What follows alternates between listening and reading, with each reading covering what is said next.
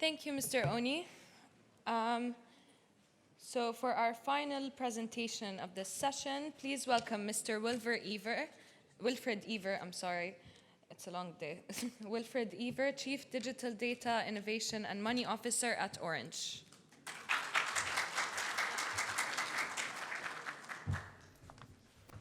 مساء الخير الجميع. Good afternoon, ladies and gentlemen. It's a real pleasure to be with you for this session today at MENA ICT about how to unlock the power of the data universe. Even though, to be honest, when I discovered the title of the session and the time to cover it, I felt not so good. This is what I look like. Wow. So I'm not sure to what extent my speech will allow you to find the keys to unlock the power of the data universe. But at least I will try to share with you some of the findings I had over the past 6 years working on Orange Group and Orange Jordan data-driven transformation. When it comes to data, we have entered a new era in which we seem to be producing an ever-increasing volume and variety of data at an ever-increasing speed. And this has huge underlying values stakes for the world. I'm talking both about economic value and society values. Just to give you one example, the market of personal data alone is already estimated at around $250 billion in 2022. And it is just a fraction of the value you can create, of the data value creation potential. So what is the data universe? How can we try to capture its reality? It's aligned with the number you saw previously. In 2020, it is estimated that 50,000 gigabytes of data were produced every second. And this is set to increase 40% every year for at least the next 15 years. You can see the result on this graph. This is a direct result of the world digitization, relying more and more on computers and networks for all activities. As we are producing more and more data, we also have more abilities to process, model, exchange this data. Yet, the evolution of technology is lagging behind compared to the exponential growth of data, making us very often data-rich, but insights poor. Most organizations are still struggling to face this data tsunami. It is estimated that out of the new data produced in 2020, no more than 2% was still stored in 2021. In 2020, the total data storage capacity could only cater for 10% of all the data produced. And the total storage capacity is growing twice less than the production of data. So no surprises that many organizations feel overwhelmed with data, not knowing where to start, struggling to access the data, to break the silos, and to create value out of their data assets. It is a critical factor to keep going with data, and I will tell you why. There are many reasons not to give up on data-driven transformation, as it is clear that the data train will not stop. It will be at the heart of all major activities of most organizations. It is a critical factor to support the digitizations as well as the automation, and one of the best levers to increase productivity and operational efficiency. It is becoming more and more a key element in terms of risk, security, and compliance management. There are such high rewards for making the right data-driven decisions, but such high consequences for data breaches and for making decisions based off inaccurate or incomplete data that eventually the organizations succeeding in their data-driven transformation will be the leaders in their domains. Research from PwC shows that data-driven organizations can outperform their competitors by 6% in profitability and 5% in productivity. And to give you one last example, Amazon, again, considers that its data-driven strategy generates about 35% of the company's revenue. Yet, becoming data-driven is a journey. It will not happen overnight. It will require long and continued efforts involving many stakeholders. It is a real transformation, so it can only happen with a clear plan and strong change management. What I will share with you in this slide is, of course, coming from my experience at Orange, but also from the work done with many other companies to understand their approach to become data-driven at scale.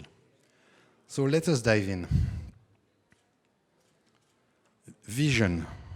From my experience, the first key enabler you should consider is a vision about the necessity to go data-driven and with which priorities. And this vision should be carried, or at least boldly supported, by the top management. The level of effort required, time-wise, money-wise, resource-wise, the importance of the changes needed makes it imperative to have the right level of sponsorship. This sponsorship should also be materialized through proper governance, implying the organization top management. It can also include data policies which will support large data circulation and use across the organization.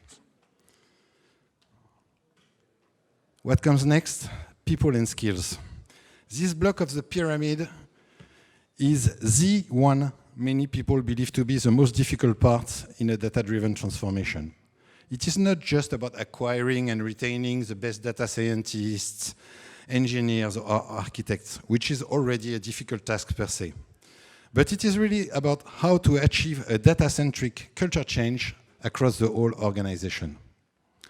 According to the 2022 survey on data and AI executive leadership, which was run over the Fortune 1000 companies, cultural impediments remain the greatest barrier to organization becoming data-driven, with almost 92% of survey respondents identifying this as the greatest challenge.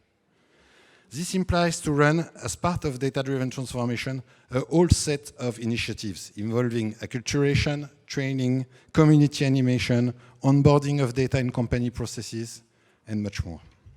Because no matter how much you will invest to have the best IT tools, you need people that are able and keen to use and maintain your data assets.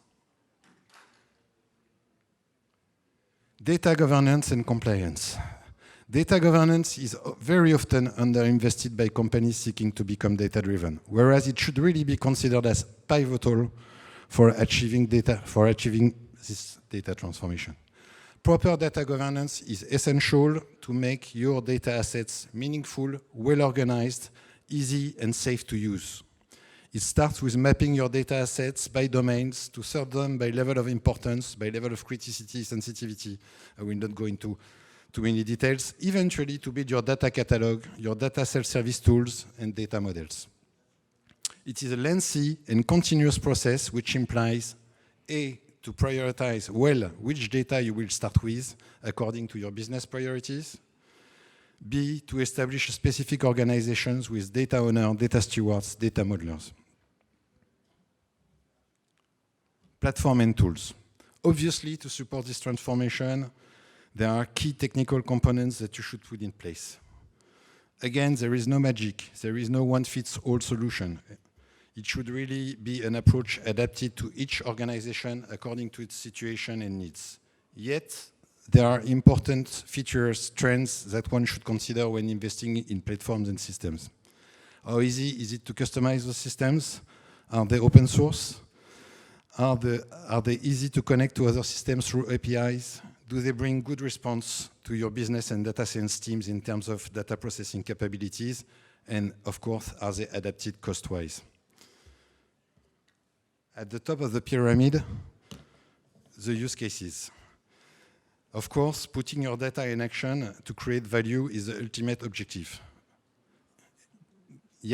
But it should not come at the end of the process. It should be considered from the very beginning of building your data transformation. The sooner you can clarify the key use cases, the easier it will be to align the other components to serve this business vision. Also, building from the start some first use cases as quick wins will help understanding the organization's strength and weakness and where the efforts should be put for the transformation. To wrap it up with some key takeaways, we have entered a new era in which the data universe is in super fast expansion, and this is a mega trend. Data carries so many risks and opportunities that most organizations should engage their data-driven transformation. Becoming data-driven is a transformational journey involving many stakeholders and not just IT teams. Like all transformation, it requires time, a strong lasting commitment, and a well-thought vision to start with. On this note, I thank you.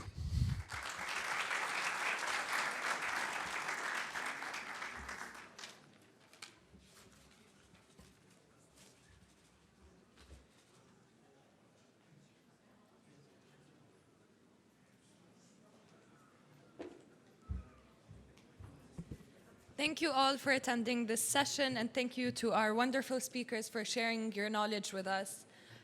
So that's it for today in Wadi Rum Hall. Of course, there's a lot more going on everywhere else. I encourage you to join some of our sessions tomorrow, which will be about blockchain, edtech, female participation in tech, and promoting access to finance. So see you all tomorrow and enjoy the rest of your day. Thank you.